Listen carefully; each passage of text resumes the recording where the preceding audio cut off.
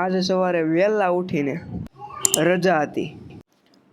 સવારમાં કુલ્લે કરીને પછી મોઢું વીસળી દીધું અને આજે હોળી ધૂળેટી અને સોમવાર હતો.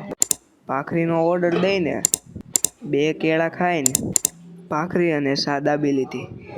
સવારમાં હોળી રમીને કલર હાથમાંથી જાતો નહોતો એટલે આપણું મોય થઈ ગયું હતું.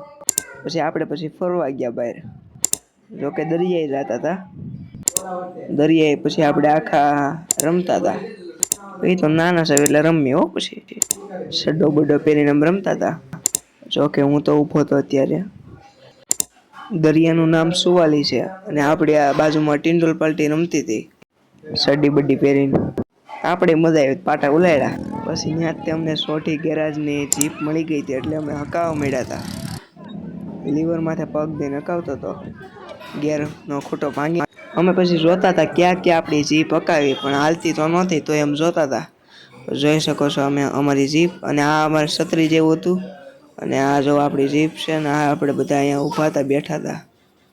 અડધા છોકરા રમતા હતા, અડધું મંડપ સર્વિસનું હતું તે આપણે જીપ તો પાછી પૂરેપૂરી મંત્રી લીધી તો ગેર ભાંગ્યો. પછી આપણે ઘરે આવ્યા હતા. પછી આપણે ઘરે આવીને પછી હવે આજનું નવામાં એવું. આજે નવામાં કંઈ જાણવા જેવું જ નથી પણ એક કોમેડી વાત છે. કોમેડી વાત તમને કહું. હમણાં હોળી આવી રહી છે મિત્રો. મારી એટલી જ અપીલ છે કે કોઈ હોળી ધૂળેટીમાં એટલા પણ જૂના કપડાં ના પહેરતા કે કોઈ રંગ છાંટવાની જગ્યાએ હાથમાં 2 રૂપિયા ના મૂકી દે. આજના માટે એટલું જ હતું. હવે મારો વિડીયો પૂર્ણ કરું છું.